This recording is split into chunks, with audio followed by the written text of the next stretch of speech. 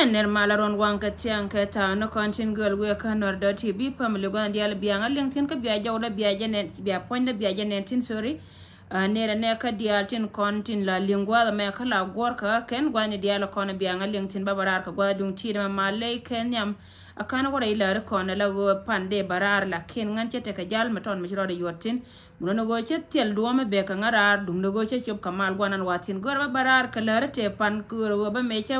lat pan ba chole ne tina lwanga ko betri be ga sia ka ne kon ko be ka te ka lengwe mon ka le pala ka yo la go gwa ta tine ngan jal ba lar gon mu go wate ka noise loy du na ko che lar na bana wotin ta ma ka tin dial ko na tore do aran chet ka me sia je lenga ko ne dara te ko na cho jo na ka yom lat en gote ka riyo michitu ka madar michal ka yamane kana dor michal ka Olivia ngate konte chia len kana kontet ka men chala damana ne chan ko nya cha nen che report mununu go barar ka kwi resolutin kone changa choba ken ka gwarun wanga nana lago gente ka gad dangwal bara ka South Sudan hi ken che ka jia na gwamo lar ka male ya no.tv ko kondi al konetin dialo kondong chana ne konto chana ka los cha laro South Sudan te ka 17 kids te yi ken che ka gente na watre den ka nyadaro ka bode da ne chia linga waje ne chi pen che chi yere yer ka madar michal ka Libya kana wada ka Germany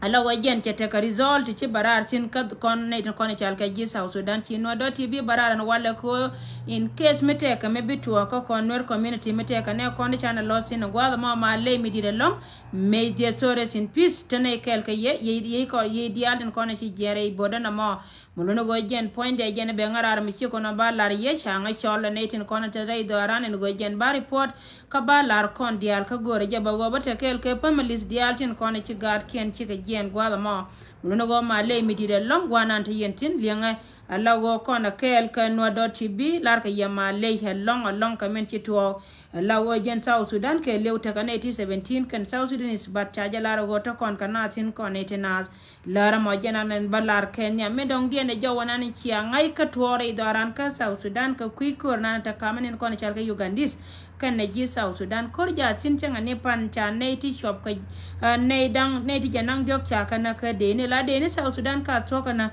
e wurmi chal ka bol mel kana jigwal wurmi chal ka ma 7 lakin men kule ben ka ngara artin roi mi she ka wona ku cha biya ko na la jel kam to en wo yen biya jel kon biya ka ti rodon ka Uganda amane yen ne ideal tin content la jel bakti la lat ke business ken ko kui ko wodo benta men ku yema chale kui no milimo gen chabo go akati kon lat katin korja tin kanetin kon chal ka Ugandis kan je South Sudan ba jene long mono go kan kon nandi ti cha de mi chop kor cha jana kan kon chal ka ji Uganda mono go jen point den kor point de cha jala go go gurmi chal ka bol mel ka kan nyin ka sel pa ker mayadi yene dialo kon chal ka ne ti ko ken kon do gwada den chi abete ka liang kare we dan ko we ti jika ti kon de tin chika poy ka kan chika biya ta e belar ma la tode mulono go jen point barar ka kuiko lare ya go South Sudan ja kor ka Uganda kashi Uganda jete ma che loin ka kuiko wajen te ka tisha kamjere weida ka South Sudan ko weye weide mulono go gwa de dan e bagna re ken bene jame la go na jame pa ina natine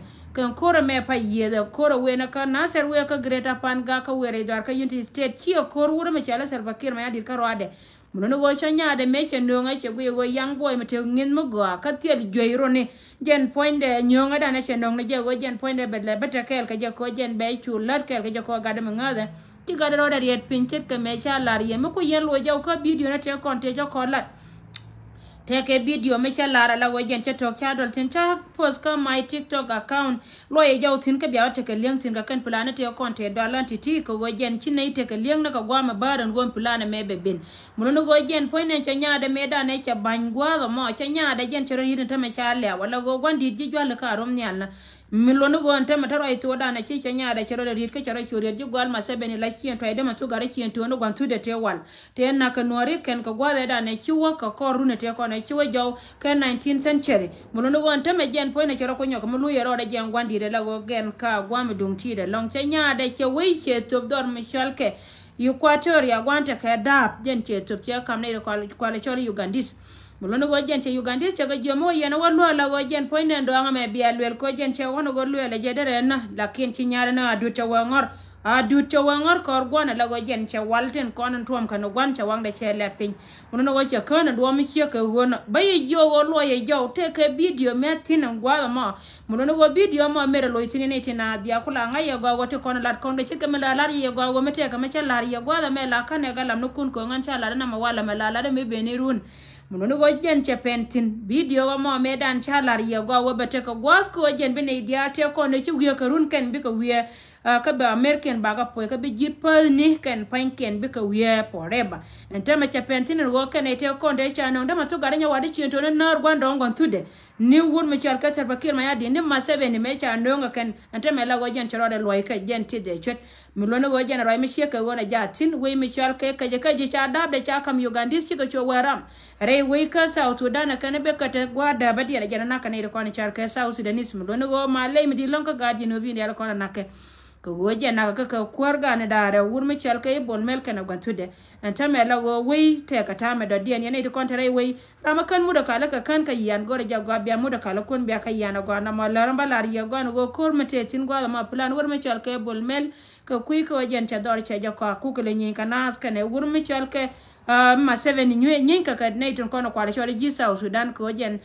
ku kala we mir ka ke jo roya ma jen an go rabalar ye ne tin kon la yana gurgo me be ta ke leng tin jo mi che ke wona en go wur mi chal ke ma 7 ne kana wur mi chal ke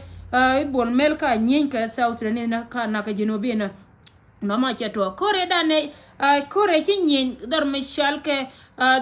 Morobo County ala go kore mo che nyin cha ne to kon chal ke ji ayo chi ken gwa de dane cha na nga kuma Salva Kiir ma yadi metana re ma la jen cha nyoka man na ka je ken la go ntame gwa mo Equatorial State ja chunga ka ne tin kon chal ke ji kuma South Sudan kel kan ne tin kon chal ke Ugandis ka mani ji ayo la wa da ba ken ko la mai nen be wur mi chal ka Salva Kiir ma yadi kan de la go kan pan ken po dien jen cha gore je go de kan min gor ka bala da jinobi na ba go ne ya me ci ben ka Uganda ko Uganda era nam chan kana we da ta ba komba na na pire we da jen te ka mai mulo go jen po ne che le gore je go an go dere nyo ka mala je go bia ka yene to content jo we te cha jo dor anta mala je ke la go mi cha ka jo Uganda ba wuje no nyoga tum ka ay go wana nyo dem ni ken mulo go jen cha ka nyo ka ma jo ga pingwa da ne te ka tin re dor mi chal ke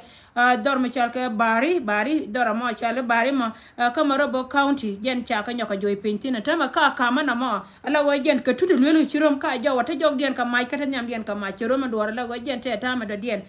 jen na na kan yen ta ma kan da ma lul kan na bara la go gar nya diet ja gulgula kel kan ne ke rai mi che ka wona jen an go bala ne tinas ko jen poina go la da go ga long che ka ngan na la da jen yen ma che chui go an ta jetin ka ba na artin ko na la da ko ngan poina cha ga jo dor ka ngan jinubi cha ngan nong ne ko ken ga ne te ko ne cha nong ta ma cha ra bari na da kan la go jen chere ne mi jere we ka South Sudan we te ka ta da dien no go jen poinde nyal ruede ka jen gore je badap ne dial kontre we ka te ka liengan we yen bia janga go na ma to re do aran da loy mi de long melara ko nyal ka me chele ka kon ne tina ta kon ga gadan mi chi bas ko kor jong jo ka kele chi wo jo re do ar mi chal ka Australia ka la spring ga da mo jen chala gaitop to ko nyala ta loy long ko cha gaitop che lo jo muno no yen te dia da kon ne chi ne me chi yen ka pe dan en go jen point cha ja chi no do tb lo nyara ta ma ka jo go lar na ko nyal ta loy ka lar na hallelujah ko go chi guy top jen cha joy jen cha waje pan na netin ko ne chal ken wer community kala ra team nori me kan gi baben go ken pan ken dia gada mo de jogora ken la yen dia ta long ji do ar chal Australia dor me chal ka la spring me lo no jen cha gada mo cha waje ta lam di long ali akte ko nyala ko mala nin karebe kalwa ina rai pala bai special ne da koni chal ga family guy mun go gan mi ci te karundi al ka pidre we mi chal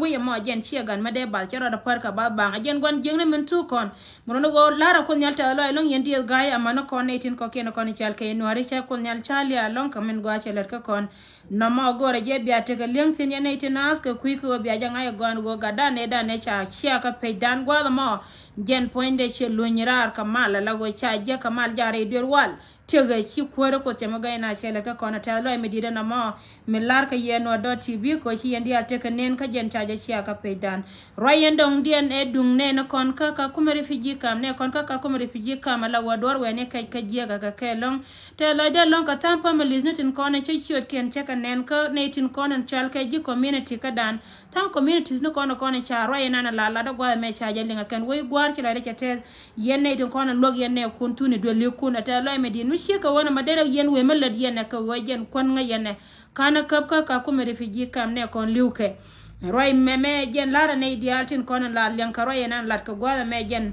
lara yen dia ta loy lon ko jen tin kono la non ka ko bana te ka lian kon community jen chi ndana ne me ke lew a jen ko ra ga kon ga tong nen tinas ko jen bana rodan lian go gwan dia kon ta kon tira me chi tu nen ti go chi ke lian be chi lian go ka tin kono lat ka ku ko me chi kono chi la te ka sampa me listen tin kono chi respond ka log ne ne ken tin kono lat ka contribution ko jen ba gar ken ba ka lo ala da me chi ko ba yen tane ko ken me chi ba log through ner community de yen log ba ka tudo li kun ma lo kan counties kon nan wal ba kel dial de kon ala da me chi ko na ka da go ka kon ne kon liu ke pu ka kuma refugee kam I'm telling you guys go re je pu jo jen bi ate ka link tin ne kon liu ka kuma refugee kam lona ne kon kama to da te ka kon ka lema ne dia kon tere we ka Africa especially ne te ka Nairobi kana ne tin kon tere dor ka Uganda Kampala miti ke nom na dare please la de je ba mi she ke wona we yen to le nom ne she ne kun mi she yo bo longa je mi charan che nga nom na dare la kan nu kel biara ma de ne nyangu ba ka chon kar bia kot ke la tinara nu be la kan ka 100 de